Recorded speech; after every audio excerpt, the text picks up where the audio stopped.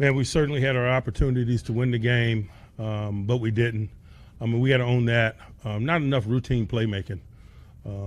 Routine things routinely is kind of a signature of high floor football, and I just thought that particularly on the offensive side, we didn't do enough routine things well to move the ball with fluidity, to win possession downs, to possess it, to score.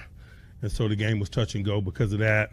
Obviously, that sequence there at the end of the first half, man, we missed an opportunity there to maybe get some points and book in the half. I thought that was significant. From an injury standpoint, Najee was evaluated for a head injury, but he was cleared and came back in the game. And very late in the game, Mason McCormick injured his left hand and is being evaluated as we speak. I'll probably have more information the next time we get together. Russ, it appeared to be a different game plan this time, which you guys wanted to run the ball. Why the change? Did it just take too long to switch things up? Yeah, I think that was our game plan kind of going into it, and and just trying to establish our physical nature and everything else. The game kind of took a while for us to get going. It wasn't really to the fourth quarter. Our defense did a good job of keeping us in the game, making some plays against a high-powered offense and things they do well. I thought our defense gave us a chance to win that game. Good thing is in the fourth quarter we responded the right way. We felt like we had a chance. We had 2 drives to help try to win the game. Unfortunately, we didn't get it done. Why hasn't this offense been able to start? Sorry, where you at? Sorry. Yep. Why hasn't this offense been able to start consistently fast? I don't really have I think what I want to say is I don't really want to talk about the past just because I think, we've been in that for a little bit here. I think the best thing we can do is get ready for the playoffs. It's a new season. That's the only thing that really matters anymore at this point, right? Is the reality is no matter, obviously us winning that game would have helped us in some form or fashion, but at the end of the day, when you go into the playoffs, everybody's 0-0, and you got to beat everybody anyway. And that's got to be our focus right now. It's been a tough few weeks, obviously. We thought we had a chance in this game. I love how we fought at the end of the game. The defense, like I said, made some great plays. Special teams, offensively, we came back, had a huge drive to make it a 1-score game. Get the ball back. We had a chance to win it, and that's what playoff football is going to be like. It's going to be intense. It's going to come down to the wire. It's going to be ups and downs. There's going to be tough environments and everything else, and we're going to have to go on the road and get it done. And that's really the only thing that matters right now, is us being able to adjust and think about that and be prepared for that, because really, it's one and done type mentality. You got to go get it, and you got to find a way to win the next game. Tension this week of to want to win this game with the extra day rest. How disappointing and concerning is it to not get it done? You look at these games. It comes down to 5 or 10 plays, and when we don't execute, there's nobody to blame but ourselves. What were you able to do better as the game went along as opposed to those first 2 drives? What was problematic in the first 2 drives that you figured out later? Just a lot of quick passes, and you couldn't really get our pressure home a lot early on, but we got our hands up. I thought coverage was a lot better as the game kept going, and we got a turnover. We were able to keep them out of the end zone multiple times, and as the game kept going on, I thought we played better. You feel like you ironed out some of those communication issues that could help you going into next week? Yeah. I thought, from a communication standpoint on defense, a lot of guys took ownership over it and over-communicate with that. Week in and week out, you're going to be tested. Different things happen. But I like how we, as things progressed in the game, we adjust, we correct. And, you're not always going to be perfect, but I thought we made some adjustments. Is it as simple as going into the postseason and just flipping a switch, and you're confident you could turn things around? I'm confident. I'm sorry, I don't have the energy behind this, but I'm very confident in the group. You know, as a professional, you work your ass off to be ready week in and week out, and you know, there's belief in the group, and that's all that matters. Last time on Stills for 7 podcast. Guess who's here? It's your guy, Kev Easy's here. Yeah, what's going on? Stills for 7 podcast, episode 184. Y'all confused. Y'all like, yo, Kev, what are you talking about? Stop rambling. I'm talking about this clip right here. Seemed like you and Russ weren't on the same page in that interception against the Chiefs. How does that happen? And what do you guys do to address it? He said me and Russ wasn't on the same page? Yeah, well, that's what he said. That's what he said? Yeah, Or is that what you said? that's what he said. Okay. Yeah. How do you just address that? Handled it well because all intents and purposes, we know it could have went left. He could have crashed out. He could have said some unnecessary BS. But no, that was his way of maintaining his composure and keeping his cool. It's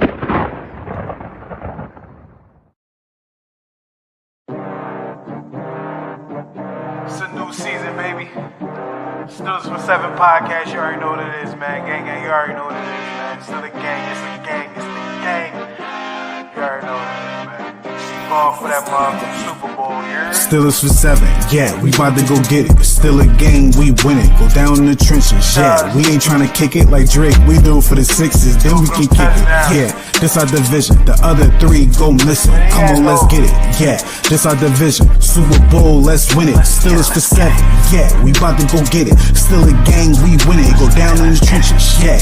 We ain't trying to kick it like Drake. We do it for the 6s, then we can kick it. Yeah, this our division. The other 3 go missing. Come on, let's get it. Yeah, this our division. Super Bowl, let's win it.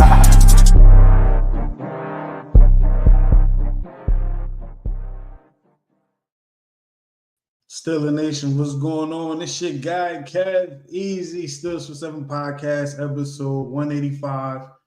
As you can see, it's 12, it's noon.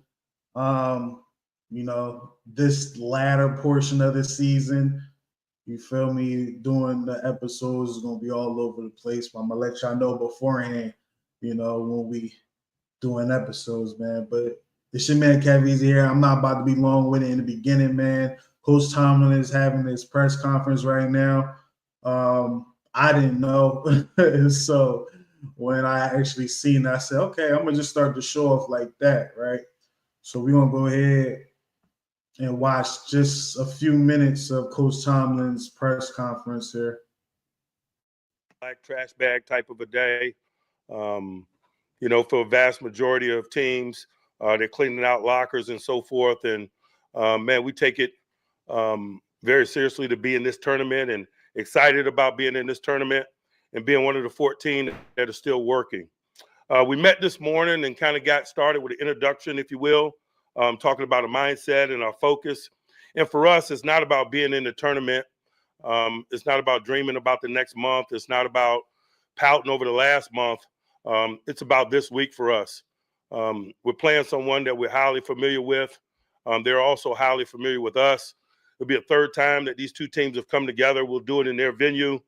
And so there's a lot of work ahead of us in preparation for performance. You know, I don't find comfort in the familiarity. If anything, it just provides depth to the strategic waters, if you will. And so we're proceeding with that understanding. For us, you know, it's important that we take the lessons learned from the last month. Unfortunately, you probably learn more when there's failure. And obviously, we've experienced some of that. Some of it not jaw-dropping things or earth-shattering things, more confirmation of things that we believe in or things that we engineer victory by.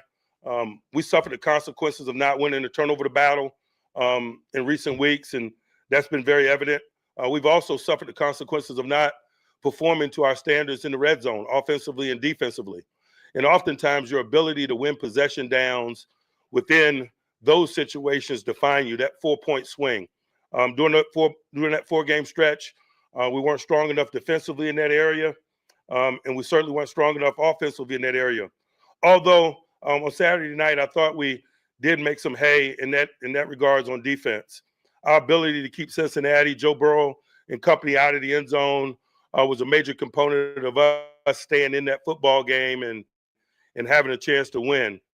As we talked about last week, Joe and company, I think Joe had thrown at least 3 touchdowns in every game over the second half of the season, and our ability to hold him and that collective to 1 touchdown in play was why we were close, why we had the ball and a chance to win at the end. In regards to dreaming about the next 4 weeks, for us, I certainly want us to have belief in self, but I just don't want us to waste a whole bunch of time in it. The next four weeks will be defined by a string of nouns, our ability to focus on task at hand, to win moments, to prepare with an edge, to be hyper and singularly focused. And so that's what our intentions will be as we lock in on this week's prep. From a health perspective, a couple things to update. Cam Hayward obviously is sick. I think he stated so after the game.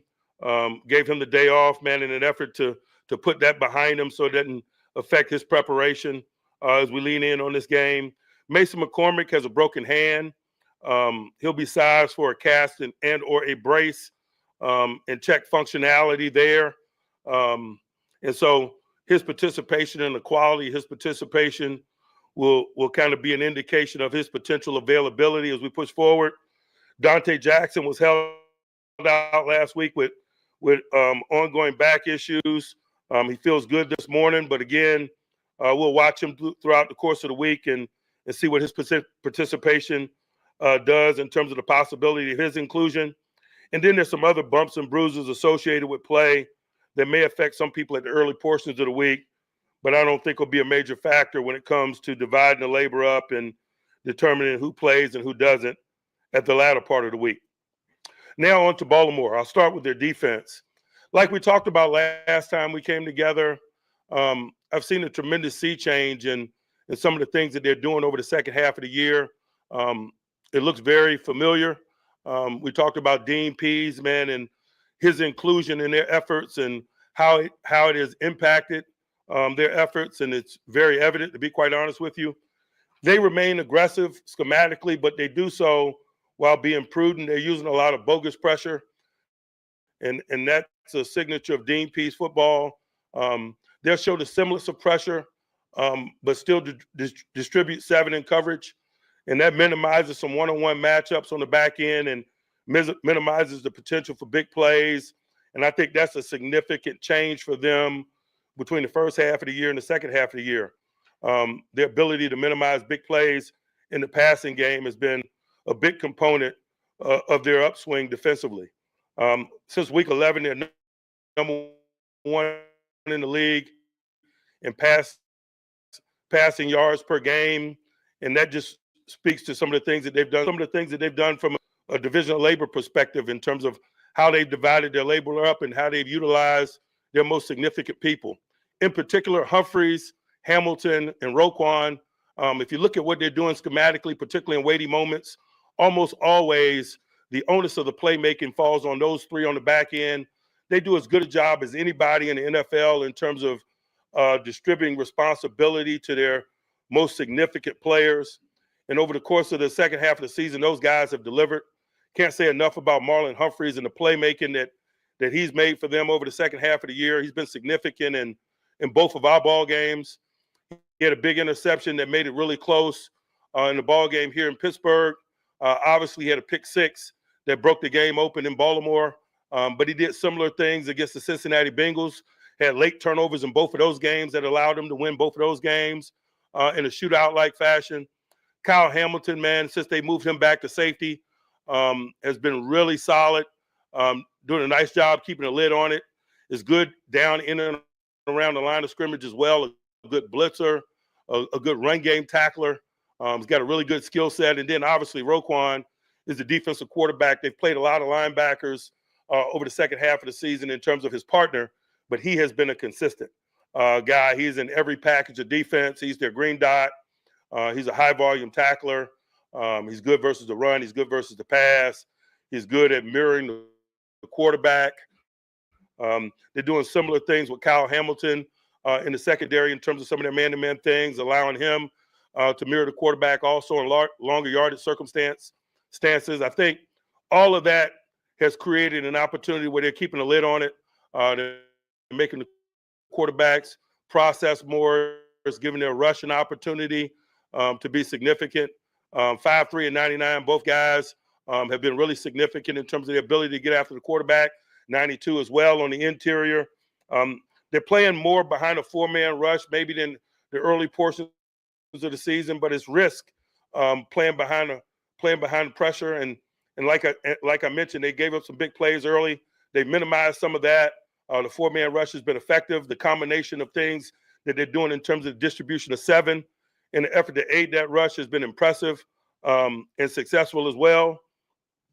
Since week 11, as I mentioned, man, they're number 1 in points per game. They're number 1 in pass defense. They're number 1 in red zone touchdown percentage. And when you're doing those things, man, you're going to be positioned to win a lot of football games. Coupled with what they're doing on the offensive side of the ball, there's no surprise that they're one of the hottest teams in football. On the offensive side, man, it's about 8-22 for us. One, to be quite honest with you, Lamar's play has been spectacular. He's been very good with the ball. He's been good in the passing game. He's been good in the running game. He's been good at play extension with very little negativity. There's been very little negativity on their tape in general over the second half of the season. They don't turn the ball over. They don't have a whole lot of negative yardage plays. That keeps them on schedule. And when you have that tandem and you're on schedule, you're going to score some points. And they do. I think they're number 3 scoring, number 1 in red zone touchdown percentage. Quarterback mobility is a major component of that. Coupled with the relationship that he has with his tight ends. Can't say enough about the tight end production from Andrews and Likely, particularly Andrews. Lamar's worked with him the totality of his professional career. They're draft mates. And, man, you see that continuity, the benefits of that continuity. I think several weeks ago, Andrews broke a franchise record for receiving touchdowns, and that's also reflective of that relationship. On the perimeter, Zay Flowers is a matchup issue. He's good with the ball in his hands. He's good in terms of run after. He's quick to speed. He's got really good top-end speed. Bateman has emerged in a big way this year while staying healthy. He's provided a lot of splash for him. He's been a down-the-grass guy. Has made some significant plays, particularly in weighty moments, some 2-minute moments, particularly of late, in terms of making some splash one-on-one plays. It's about minimizing their run game and the uniqueness of their run game.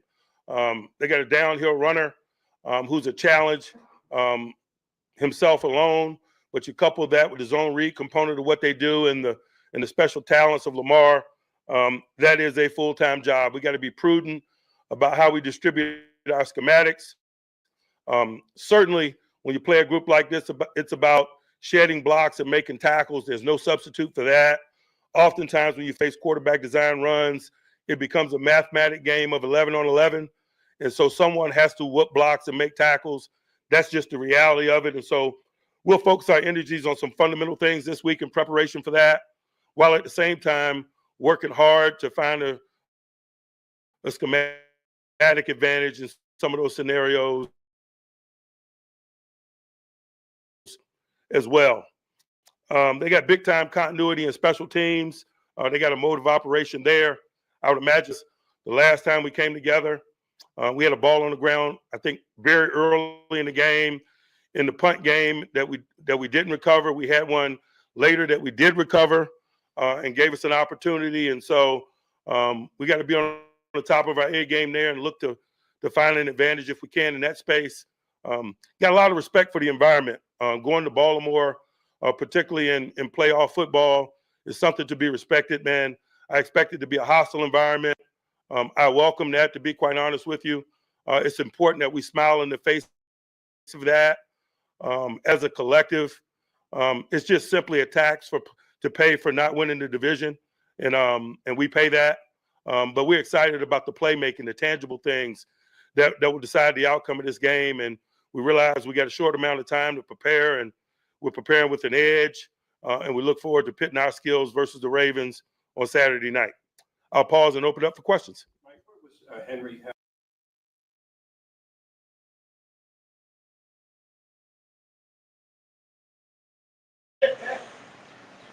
Your mic muted, bruh. Your mic muted. Yeah. I thought you were gonna let it keep playing, My bruh. bad. I wanted you to keep letting it playing. I was like, let that joint play, bruh.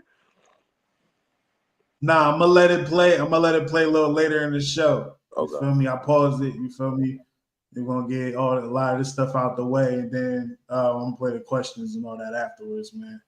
But Mitch, what's good, man? It's been a couple episodes, man. How you been, man? Man, I'm all right, man. I'm at work right now currently. You know, we had a big snowstorm here, so I'm at work. You feel me? Woo! I just got rain today. It ain't nothing too crazy. Bro, we got 8 to 10 inches of snow. 8 to 10. So, Man, I don't miss that at all. Man. But I yo, ain't man, Steelers took the L. You feel me? Lost to the Bengals. Prime time. Another fail. There was so many things that happened in the game that when I look at the final score, I'm kind of surprised. Like, damn, it felt like we lost by a lot, but we only lost by 2. yeah. But I don't know. It was something crazy about how that game felt, man. But losing 4 straight, man, it's dirt. It's sickening. It's sickening. Like, not sick to the core, but it's like, damn, bro. What are we gonna do? You gotta own it, bro. Yeah. You gotta own it. You know what I'm saying? Like you can't act like it didn't happen. You can't like well, all you can do is that we in the second season now. You just gotta start over. Tear the That's a page fact, up, man. all that shit in the trash, and start from scratch. And what Yeah, better man. opponent to do it with than the Baltimore Ravens? Baltimore Ravens, man. That's a Somebody fact. that we That's a know. fact. Yeah, I think that was our best scenario, low key, because the Texans, last time we played them, they beat us, and we only know them from just that one time. You feel me? When the Ravens, you know them for years. You feel me? So Yeah. it's whatever. And then still is playing home or away don't really mean anything to me anymore. You know what I mean? Like I remember, still a home game, still wasn't gonna lose at home. Now it's like, we can lose anywhere. Yeah. You know what I mean? But it was some ups, it was some downs, it was some, top performers, it was some not so hot performers, you feel me? So we're gonna go ahead and address that right now. Bam. Top 3, bottom 2. Oh, this is easy. This about to be easy. You hear me? Which one we starting with? We can start with the highs, man. I'll kick it off. For me, number 3.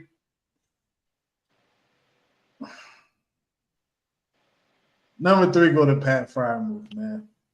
I'm gonna give it a Pat Fryermuth, man. He had the last drop, but I honestly felt like he wasn't 100% focused on the game when he dropped that pass.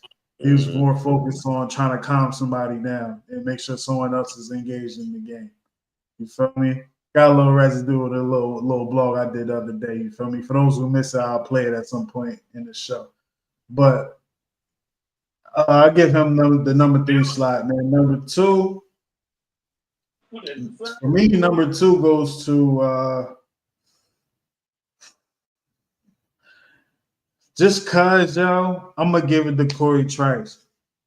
Now, Corey Trice, he still look like he's inexperienced out there, but he didn't die out there. It wasn't no James Pierre situation. Well, James Pierre don't be dying either, but it was like he was around. He led the team in tackles. You know what I'm saying? He didn't give up. He made some very good tackles, you know what I'm saying, to prevent a first down.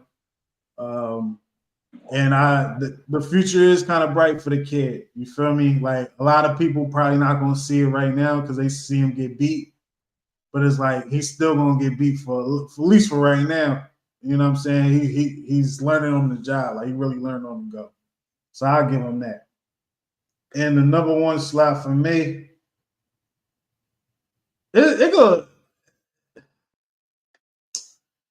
gonna go to Beanie Bishop, bro. I ain't gonna hold you. I like that pick. I like the awareness of the pick. You feel me? Like it was one of those like, oh, I ain't see one of those type of turnovers since the Troy days. You feel me? Like you had to focus, man, to get it. Like, but yeah, I don't know. I like Beanie Bishop in the position he's in. I felt like when we were struggling hard body, he wasn't playing like that. He I don't wasn't. think He wasn't playing at all. like, Only in yeah, dime like set. I'm like, yo, why is Cam shouldn't he's not that much better than Beanie. Beanie's the one getting the turnovers. You feel me? And his awareness is up there. He got one of those ball hawk type attributes to him. You feel me? Like he know where it's gonna be at. Like he got like magnet hands, little kid. Like you can kind of mix my top three all over the place. You feel me? But I just had to pick three, man. All right, my number three gonna be the same as yours. Is Pat Firemouth. Thought he had a solid game all the way across the board. I felt like he was the only one on offense that really was having a solid game. Mm-hmm. Number two is going to go to Cam Hayward. Cause Cam was batting passes down left and right like he was playing freaking tennis out that joint. And he was stopping the run. And he was getting pressures all night long. So I'm going to give it to Cam. Number one is the entire defense. Because that offense scored one touchdown. One. They only scored one touchdown. And that's an offense that's been hotter than fish grease all for the last like 10 weeks. Mm-hmm. And even when we played them the last time, they scored 38. We cut that joint in half. We only gave up one tutty. They pressured them all night. And to Austin's credit, I'm gonna give him credit this time. He actually started blitzing. And when he started blitzing, it's like the floodgates open. You know what I'm saying? So I'm gonna give it to the defense. The defense wasn't the reason we lost this football game. You know what I'm saying? So the defense gonna be number one for me. Okay. Bottom two. For me, number two goes to Arthur Smith. I feel like he was kind of confused, yo.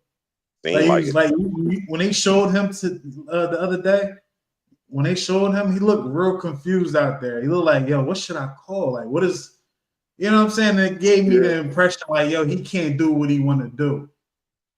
You know what I'm saying? That's how I look. They're like, I can't really do what I want to do. You know, we're supposed to have this game plan here, but I really want to do this.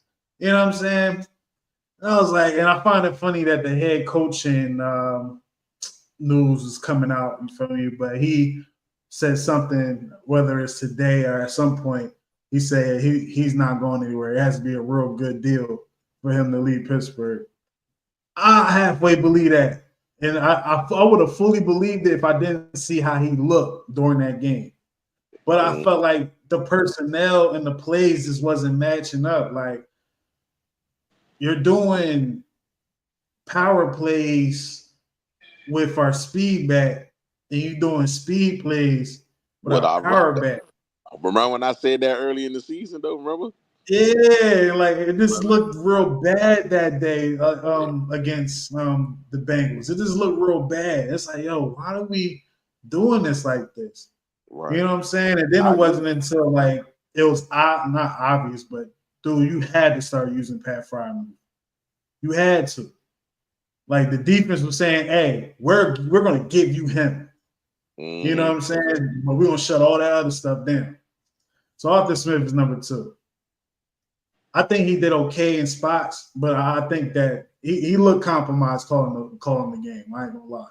Late third, early fourth, late third and the fourth. That's what he seemed like he did better with the play calling, honestly. Yeah. And number one is George Pickens, bro. George Pickens all year, ever since we got the kid. I don't even want to talk. I'll just talk about this year. His issues is when he don't get the ball,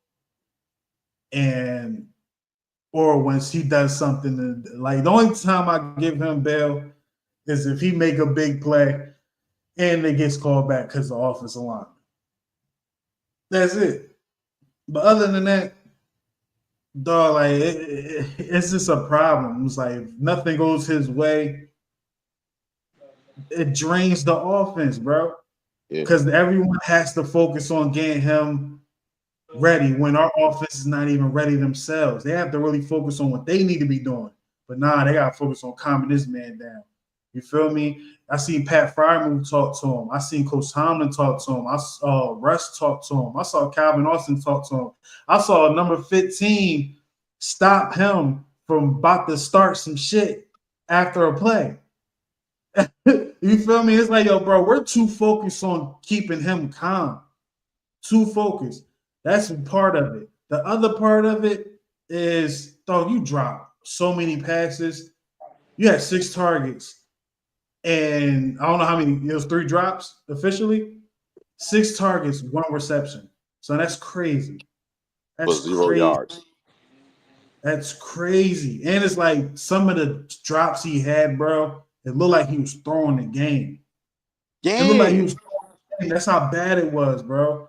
And I'm like, yo, I had enough. I had enough. Man. I'm with you. I'm gonna make this quick because I gotta go. But before I go, I'm gonna make a caveat. I'm supposed to do my podcast on Thursday. Are you gonna be available Thursday?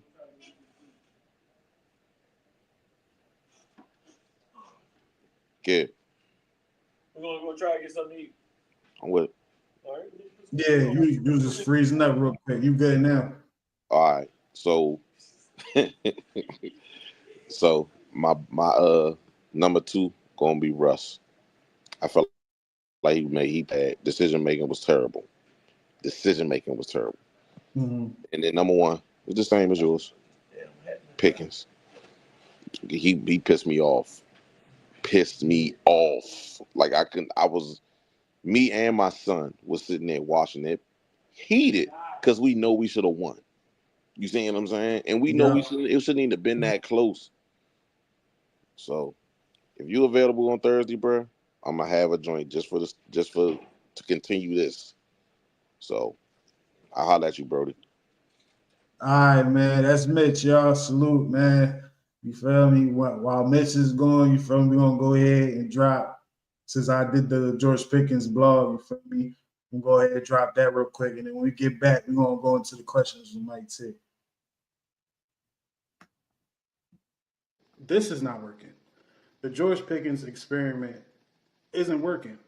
You want to know why it isn't working? Because if he's not making big catches and he's not scoring touchdowns or being involved in the offense, it's actually draining the rest of the offense.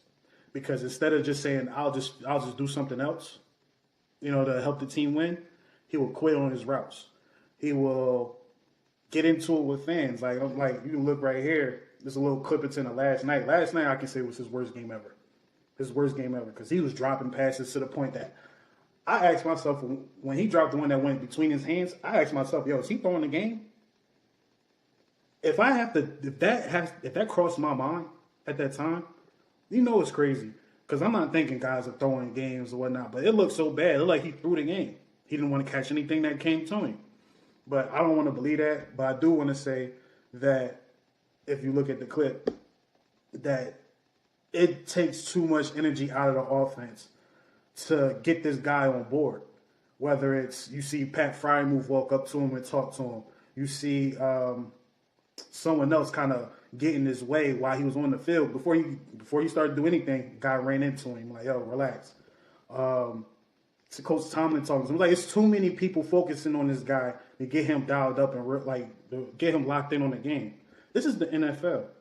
This is the NFL, man. Like, you should already have this out your system by college, or at least in the middle of college. Got to understand it's bigger than you. Like, where is that from Mike Tomlin? Where is that from Coach? Like, that Marquise Pouncey clip is so prominent when it comes to seeing things like this. Like, I don't know if he talked to him or not, but I think this is over. I don't think that the Pittsburgh Steelers would succeed with George Pickens on the team. I don't know what it is about trying to get these type of receivers. I feel like we've been trying to get receivers that fit the Hines Ward mold, but the problem is Coach Tomlin wasn't here to draft Hines Ward. Kevin Colbert, I think he was around to draft him, but Kevin Colbert's not even here. And Coach Tomlin loves to give some of these guys a chance to mature. Where it's like, yo, these guys are damaged goods, to be honest with you. They're not professional enough for you to want to make them into men. We don't have established guys in certain positions where you can hide this. Like, say if we had, it's crazy because a lot of people like to bring up Antonio Brown, but say if we had Antonio Brown before 2016, before things started getting crazy outside, right? Before the lives and all that. If we had him and we had George Pickens as the number 2, George Pickens, I feel like, would be able to become the number 1 because he has someone in front of him that's like, all right, I'm the number 1. But I'm going to talk about Antonio Brown for a second. Antonio Brown, you know, crazy, you can call him whatever, right? But one thing that you cannot say is that he was lazy. He gave up on plays. You didn't see none of that. Never. And I think a lot of people got that misunderstood. They think they can give these guys chances, but not knowing that these guys don't work as hard as they be.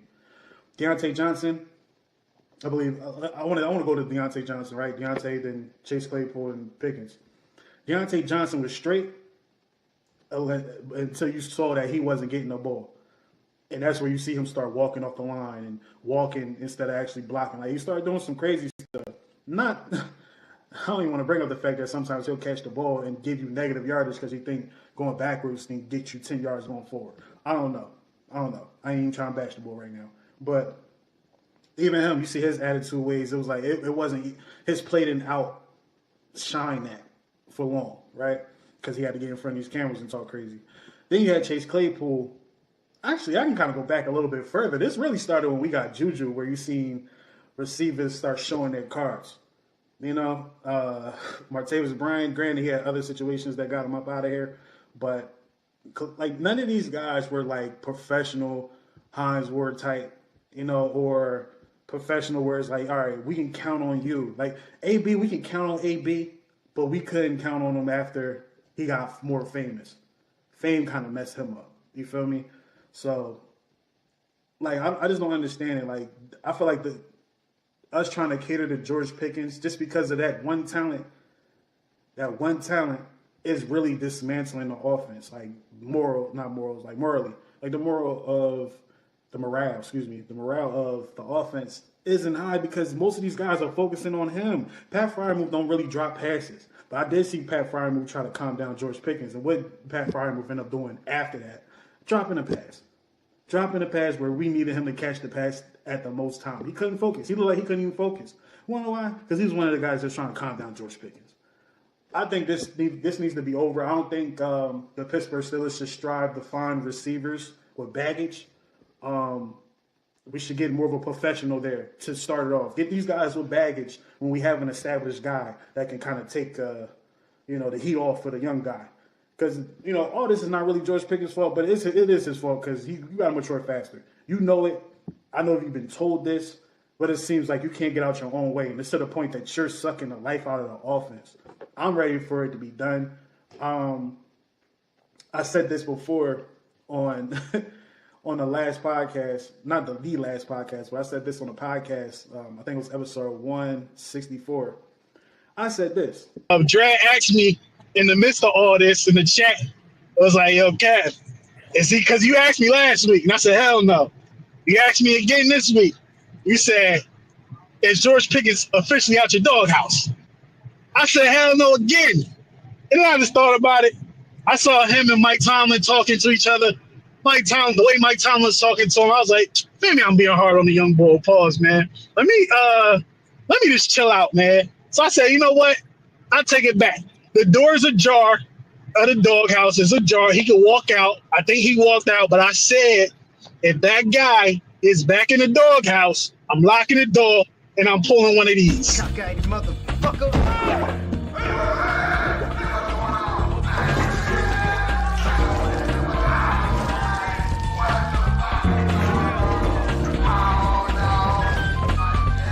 You know what I'm saying? So you know where I'm at right now with him.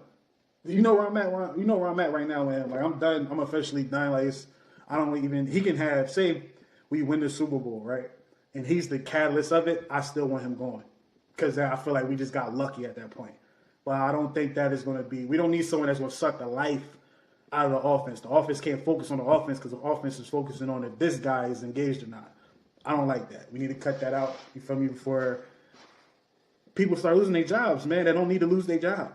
You know what I'm saying? So I'm done with that experiment. I think the Pittsburgh Steelers should try to get a different type of receiver going forward. I like Calvin Austin.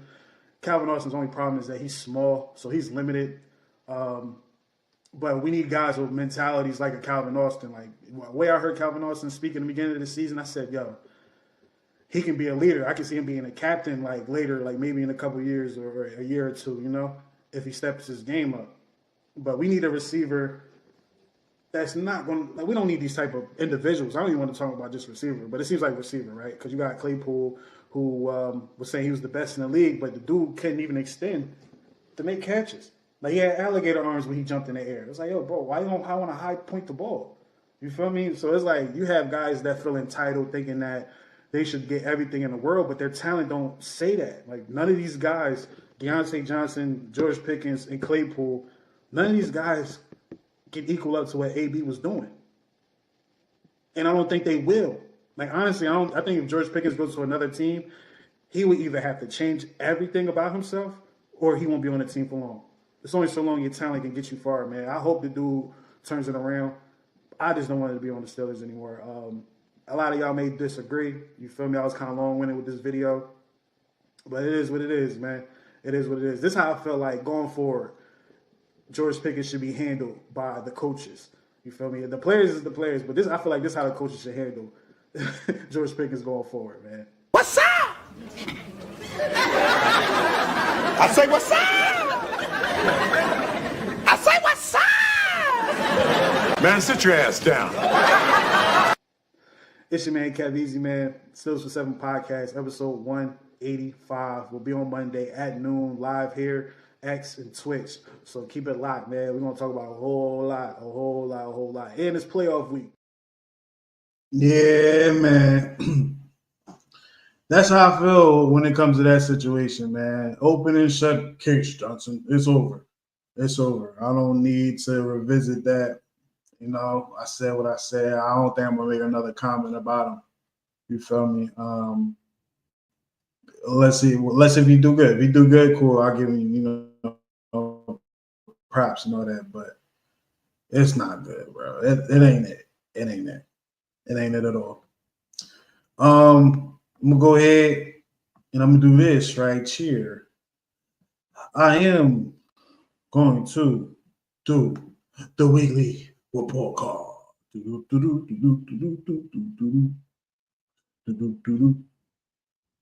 Offense. To me, the offense get a D. Offense get a D. The offense was able to get a touchdown. But the offense didn't really control anything. They managed to get some things, but they didn't control a thing. Defense, I get the defense a B. I feel like outside that first drive and maybe another drive in the beginning of a quarter, they were pretty solid. We was playing like we was trying to disrupt something, like to cause havoc. Like we played like that. Shout out to the guys, that was mentioned earlier and others. So I get them that. Special teams for me gets a C. A C because I'm not sure if he lost the fumble, but Calvin Austin did fumble. You know what I'm saying? And I don't know, man. I'm gonna just say C. I could give him a B, but I'm gonna just say C because I feel like they didn't do anything that was like, oh, good, oh, good for field position. I don't think we got that at all. You know what I mean?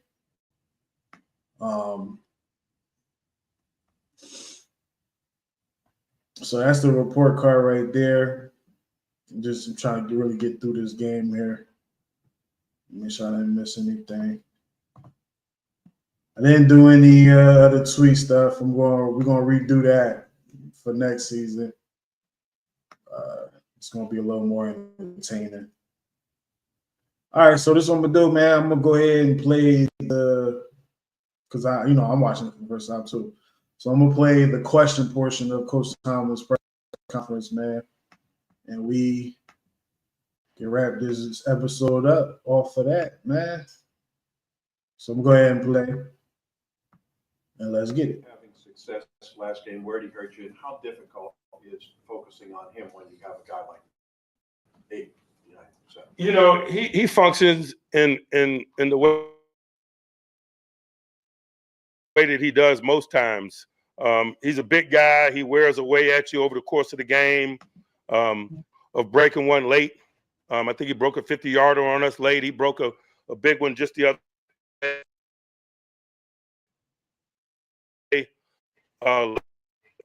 He plays in attrition while at the time is capable of being a home run hitter. And so when you face someone with unique talents like that, it is a down in and down out agenda because of his home run hitting playmaking, but it's also a component of an attrition game.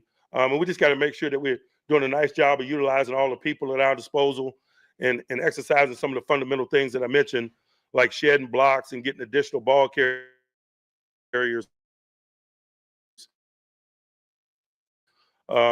to the ball carrier, so we're not in a whole bunch of one-on-one games. Why is it taking you guys so long to warm up to that? You know, that's a good question. Some people that we played had a nice job. Some of them, rest assured that we're working extremely hard to rectify it, and I'm excited about taking another whack at it this week. Is it just the? You know, I don't know that I use the term alarm, but certainly we're analyzing all components of it in an effort to remedy it. Mike, you mentioned the improvement on the defense last week. Is there anything you've seen offensively that might turn into something over the last couple of weeks? Certainly, but I don't know that I'm looking for comfort, to be quite honest with you.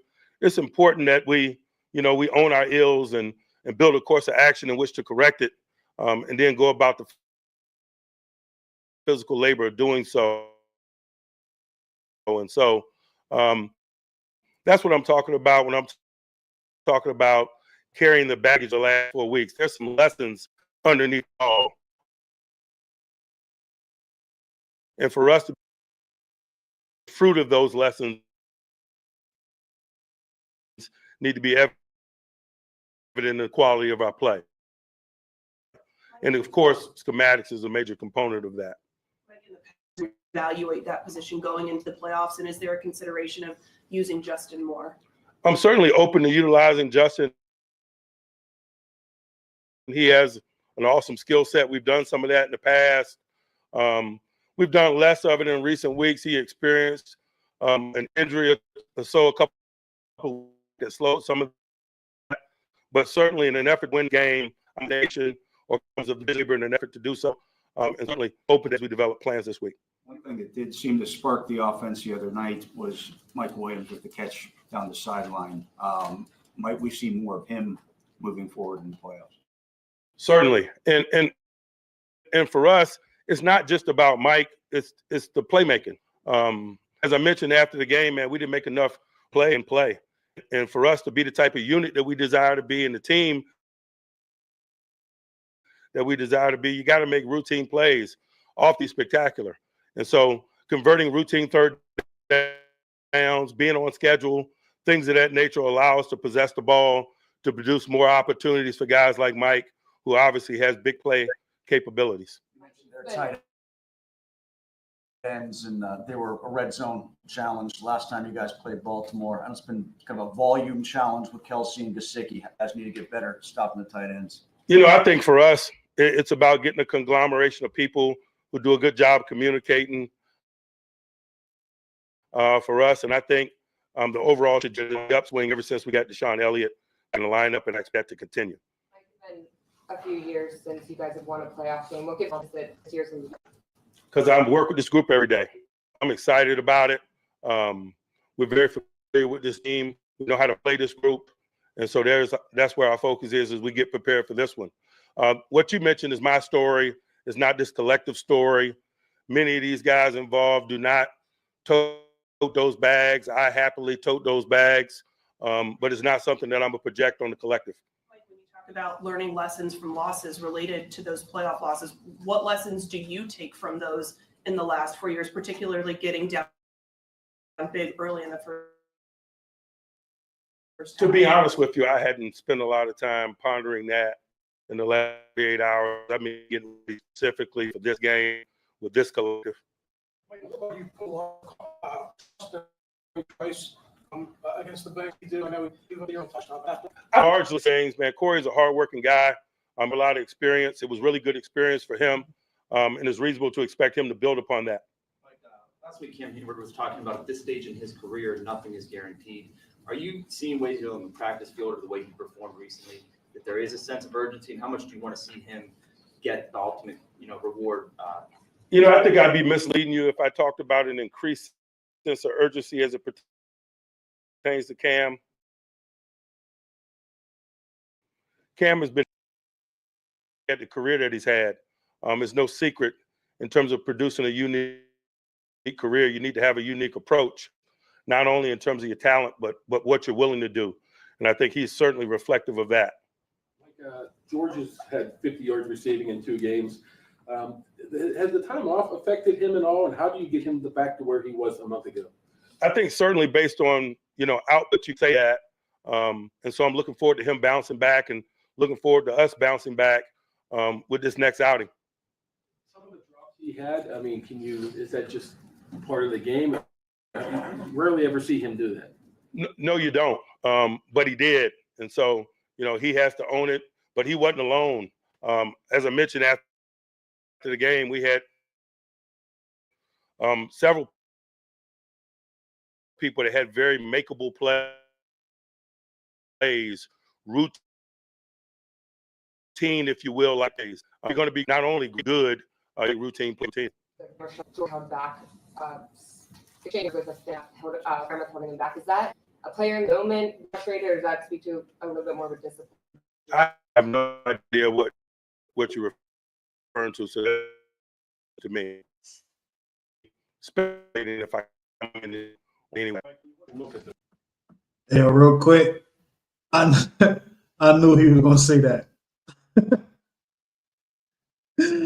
I knew he was gonna say that. Gonzalo ain't seen nothing.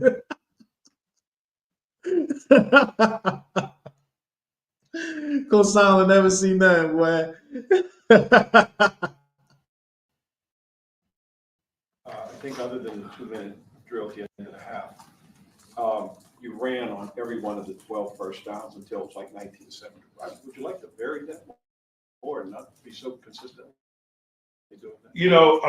From a broader discussion, certainly, but we had an agenda in that game, and that's oftentimes the things that you balance.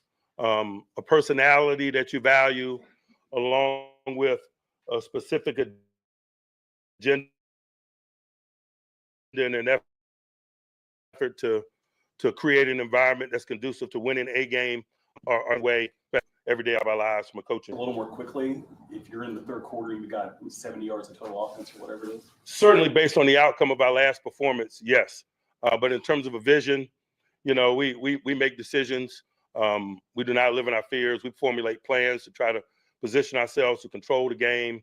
And sometimes it might be minimizing our exposure to Joe Burrow with how we play offensively. And so certainly based on the outcome, that judgment is open for discussion.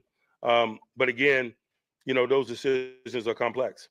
You guys were one of the high, I think you were 4th in rushing attempts, but near the bottom in yards per carry. What made that something that you wanted to continue to be such a big part of your identity, even when it wasn't necessarily always working? For us, it's about playing to a personality that we prescribe to engineer victory, to possess the ball. And a component of possessing the ball is not only time, but managing risk. And obviously, there's less risk with running the football than throwing it. And sometimes that's a component of this discussion as well. YouTube ain't tripping, yo.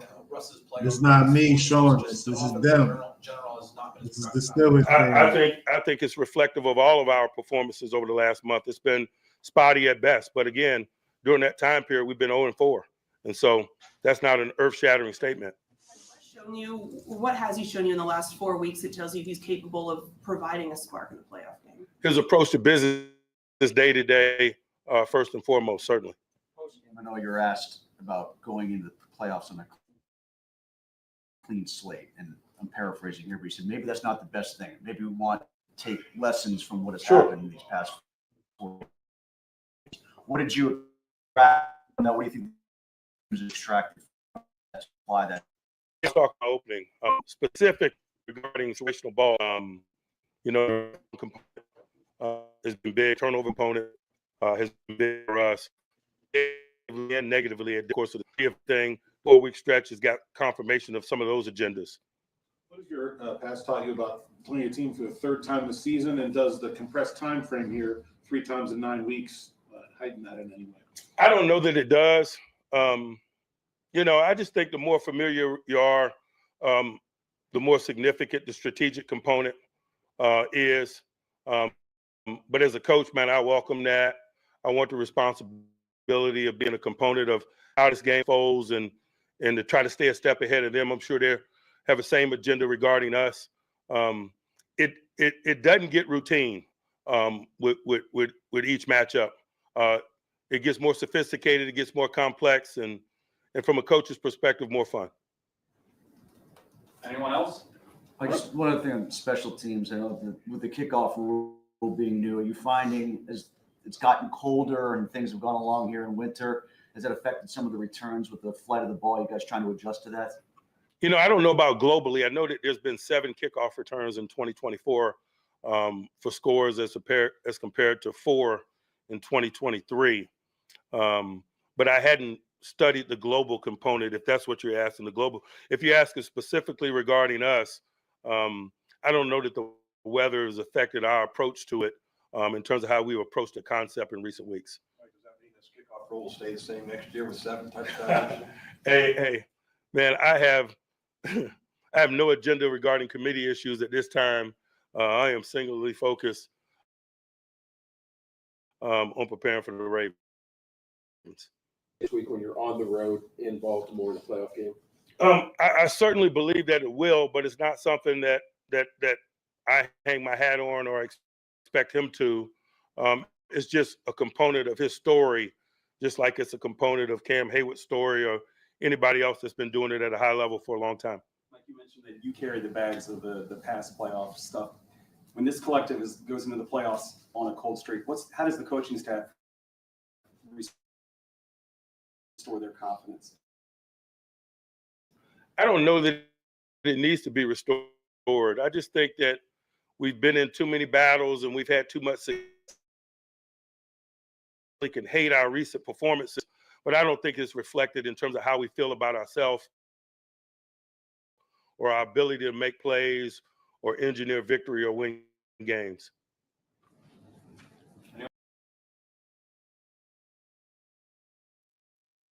Yeah, man. I don't know how it was. It might have been a little choppy at the end, man.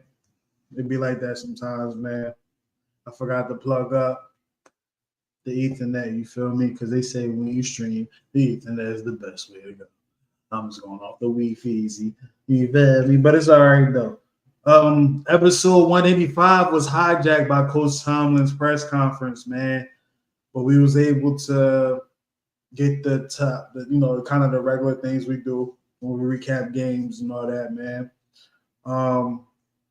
A few things that he said. It was really nothing, man. It was really nothing that he said to make me feel any different. How I'm feeling right now. I'm feeling that, hey, man, you gotta, like Mitch said, you gotta own it. We gotta own this one, man. This is on us. It's on us, man. How we gonna rebound, man? But I don't know. We got a couple days to figure it out. You feel me? The good thing about us, the people that's watching for the most part, and me, is we not doing the physical part. So we got to prepare mentally, which can kind of be worse for some people. I don't know. But Stills for 7 podcast, episode 185. Steelers lose to the Bengals in prime time. Might have to change the title to featuring Mike Tomlin. You know what I mean? But shout out to Mitch. You feel me? Dropping in and giving his top 3, bottom 2, just in time. Weekly report card. You feel me? We did that. Didn't really have the vent because the vent really was that little clip in the middle about the number 14 and all that, man. Oh, yeah. I definitely didn't do this. I don't have my resources up here right now. The fact check, but I'm gonna go off my remember. You feel me? Matter of fact, let me do that. Let me not do that, right? Because did Are You With It or No? You feel me? We did that. Me and Dred on the last episode. And we need to know. Did it happen or not? All right. So the first one was boom. First one was Steelers defense hold the Bengals to 22 points or less. That happened. Only scoring 19 points. So that's one. Najee Harris finished the game with more carries than Jalen Warren. Let's fact check that. And the judges says that is true. So that's two. Next one. Joe Burrow throws for 300 or more yards. Joe Burrow threw for 277 yards. So that's a no. So 2 for the yeah, 2 for the nay.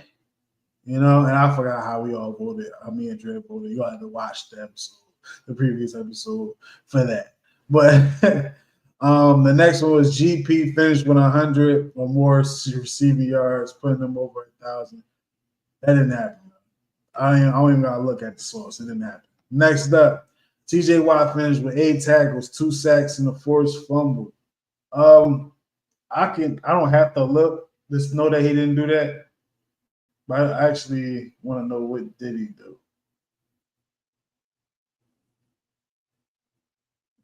Oh wow, he didn't record a stat.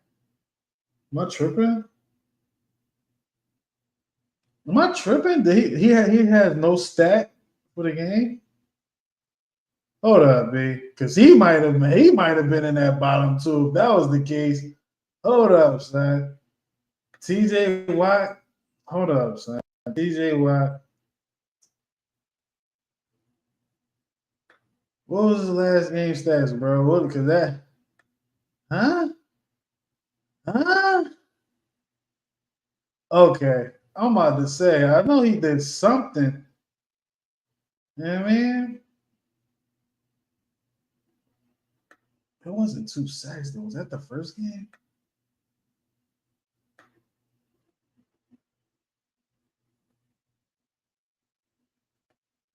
Yeah. Damn, yeah. This game, he didn't do anything.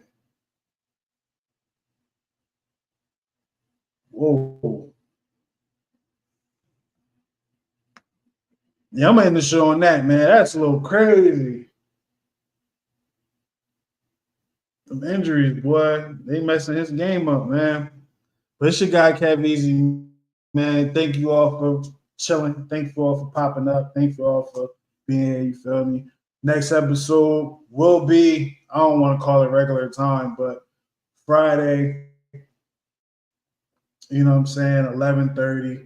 Saying that now. It's subject to change, but right now, Friday, 11:30 p.m., man. And hopefully that's not the last one. You feel me? Well, it wouldn't be the last one because after our season is over, we're going to do the awards and whatnot, the memory stuff, all up into the Super Bowl. And then that's when we'll take a break as far as the podcast goes. But we're going to have blogs and stuff like you guys saw earlier with the George Pickens stuff. We're going to have blogs and stuff being on the channel, flooding the channel, man. So just know the content won't stop. So shout out to everybody that popped up. Like I said, thank you again. It's your man, Kev Easy, and we are out. Thank you for watching. Thank you for listening. It's your man, Kev Easy here. Make sure you like, share, and subscribe, and follow Stills for 7 podcasts on all platforms. It's a new season, baby. Stills for 7 podcast. You already know what it is, man. Gang, you already know what it is, man. It's still a gang. It's a gang. It's the gang. You already know what it is, man. Going for that motherfucking Super Bowl. You Steelers for 7, yeah, we about to go get it. Still a game, we win it. Go down in the trenches, yeah. We ain't trying to kick it like Drake, we do it for the 6s, then we can kick it. Yeah, this our division, the other 3 go missing. Come on, let's get it, yeah. This our division, Super Bowl, let's win it. Steelers for 7, yeah, we about to go get it. Still a game, we win it. Go down in the trenches, yeah. We ain't trying to kick it like Drake, we do it for the 6s, then we can kick it. Yeah, this our division, the other 3 go missing. Come on, let's get it, yeah. This our division, Super Bowl, let's win it.